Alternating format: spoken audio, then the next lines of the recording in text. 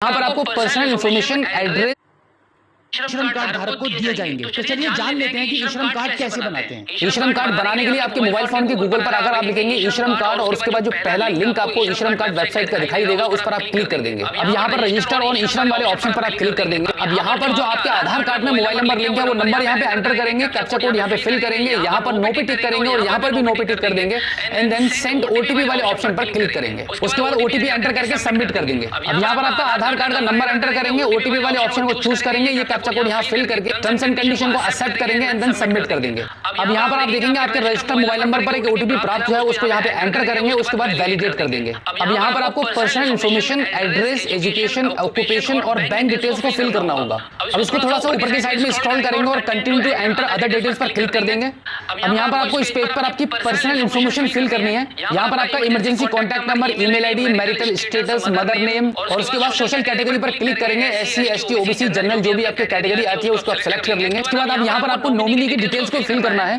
सभी डिटेल्स को सही से फिल करने के बाद सेव एंड कंटिन्यू पर आप क्लिक कर देंगे। अब आपकी पर्सनल इंफॉर्मेशन फिल हो चुकी है। अब आपका एड्रेस यहाँ पे फिल किया जाएगा। अब यहाँ पर आपका रेजिडेंशियल एड्रेस फिल करेंगे। यहाँ पर आपका करंट एड्रेस में अर्बन या रूरल जो भी ऑप्शन है उसको चूज करेंगे। उसके बाद आपका complete address area pin code number के साथ फिल करके सेव एंड कंटिन्यू पर क्लिक कर देंगे। एड्रेस फिल होने के बाद अब आपको क्वालिफिकेशन डिटेल्स को फिल करना होगा। यहाँ पर आपकी एजुकेशन क्वालिफिकेशन को सिलेक्ट करेंगे कि आपने जितनी भी पढ़ाई की हुई है उसके हिसाब से आप यहाँ पर ऑप्शन को चूज कर लेंगे।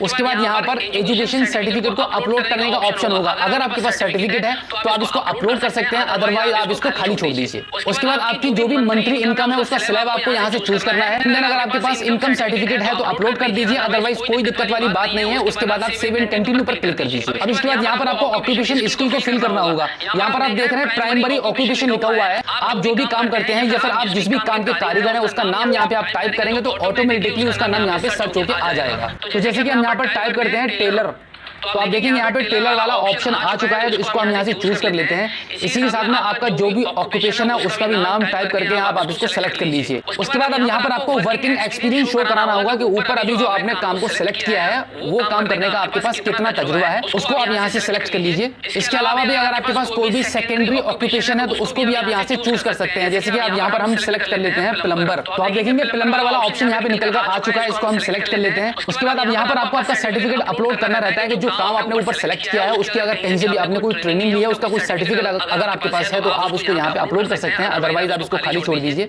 अब इस ऑप्शन के माध्यम से आपसे पूछा जा रहा है कि आपका जो काम है उसके कहीं से कोई अपनी ट्रेनिंग ले रखी है, अगर नहीं ली हुई है तो do not receive any vocational training, इस वाले ऑप्शन पर आप क्लिक कर दीजिए। अब इसके नीचे सब स्किल वाला ऑप्शन आपको मिलेगा, इसको आप ओपन करेंगे तो यहाँ पे सेल्फ लर्निंग वाले ऑप्शन को चूज कर लेंगे। अब इसी के साथ आपसे पूछा जा रहा है कि क्या आप अपनी स्किल को अपग्रेड करना चाहते हैं, अगर कोई भी ट्रेनिंग लेना चाहते हैं सरकार के द्वारा तो आप ले सकते हैं। इसके लिए to receive formal technical training वाले ऑप्शन को चूज करेंगे and then save and continue वाले ऑप्शन पर क्लिक कर देंगे। फाइनली अब यहाँ पर आपको आपकी बैंक की डिटेल्स को फिल करना होगा, जैसे कि account number, IFSC code, account holder name. उसके बाद सेव एंड कंटिन्यू करके आगे बढ़ेंगे। अब आप फाइनली देखेंगे आपकी सभी डिटेल्स प्रॉपर फिल हो चुकी हैं और आपका ई श्रम कार्ड भी बनकर रेडी हो चुका है। अपने अब तक ई श्रम कार्ड को बनाने के लिए जितने भी डिटेल्स को फिल किया है वो एक बार यहाँ से इसका ओवरव्यू कर लीजिए। उसके बाद फाइनली नीचे की साइड में स्क्रॉल करेंगे तो फाइनली अब यहाँ पर आपको सबमिट करना होगा।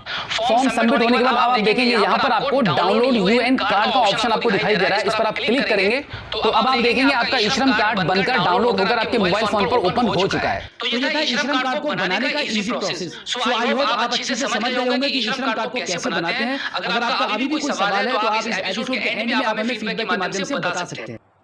अगर आपको आपके आधार कार्ड में आपका मोबाइल नंबर लिंक